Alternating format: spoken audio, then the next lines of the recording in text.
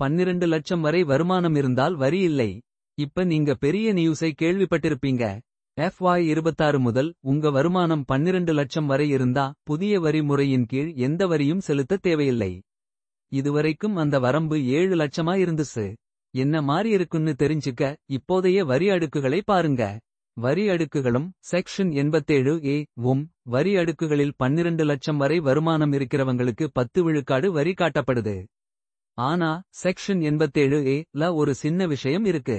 உங்க மொத்த வருமான வரி ஒரு குறிப்பிட்ட வரம்புக்குள்ள இருந்தா இந்த ரிபேட் மூலமா உங்க வரில கழிவு பெறலாம். உதாரணம், நீங்க சம்பளம் வாங்குற ஊழியரா இருந்து உங்க வருமான வரி 12.75 லட்சமா இருக்குன்னு வச்சுக்கோங்க. 75,000 ரூபாய் ஸ்டாண்டர்ட் டெடக்ஷன் கழிச்ச பிறகு சம்பளம் வாங்குறவங்களுக்கும் ஓய்வூதியதாரர்களுக்கும் இது ஒரு ஃபிளாட் டெடக்ஷன். நீங்க 60,000 ரூபாய் வரி செலுத்தணும். செஸ் கணக்குல எடுத்துக்கல.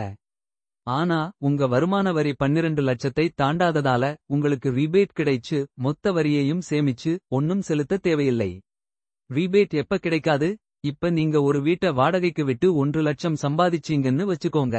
அப்ப உங்க வருமான வரி 13 லட்சமா போயிடும். உடனே உங்களுக்கு ரிபேட் கிடைக்காம போயிடும்.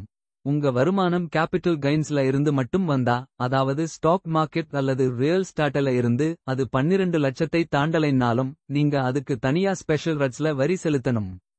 இங்கேயும் ரிபேட் கிடைக்காது. பழைய வரி முறை. நீங்க பழைய வரி முறையையே பின்பற்றுனா உங்களுக்கு ஒன்னும் மாறல. ஒரே ஒரு சின்ன மாற்றம் தவிர, நீங்க NPS நேஷனல் பென்ஷன் ஸ்கீம் வாத்சல்யஸ் செமல பங்களிச்சிருந்தா, அதாவது பெற்றோர்களும் காப்பாளர்களும் மினோர்ஸ்காக NPS கணக்கு தொடங்கலாம். இப்ப நீங்க 50,000 ரூபாய் வரைக்கும் டாக்ஸ் டிடக்ஷன் பெறலாம். ரெகுலர் NPS மாதிரி. சின்ன வெற்றிதான், ஆனா வெற்றிதானே. TDSல மாற்றம். இன்னொரு நல்ல விஷயம் என்னன்னா TDS tax deducted at source வரம்புகளை அரசாங்கம் மாத்தி இருக்கு. அதாவது வருமானத்துல இருந்து முன்னாடியே கழிக்கப்படுற வரி. இப்போ மூத்த குடிமக்கள் பேங்க் டெபாசிட்ஸ் அல்லது வேற சோர்ஸ்ல இருந்து இன்ட்ரெஸ்ட் இன்கம் சம்பாதிச்சா அவங்களோட மொத்த இன்ட்ரெஸ்ட் வருமானம் 1 லட்சத்தை தாண்டலைன்னா TDS கழிக்கப்படாது. முன்னாடி இந்த வரம்பு 50,000 ரூபாயாதான் இருந்துச்சு. உங்க பெற்றோர்கள் பேங்க் இன்ட்ரெஸ்ட்ல TDS போகுதுன்னு சொன்னாங்கன்னா இது அவங்களுக்கு கொஞ்சம் நிம்மதியை கொடுக்கும். ரெண்டல் இன்கமுக்கும் இது பொருந்தும். TDS வரம்பு 2.4 லட்சத்திலிருந்து 6 லட்சமா உயர்ந்திருக்கு. லண்ட்லோர்ட்ஸ்க்கு இது ரொம்ப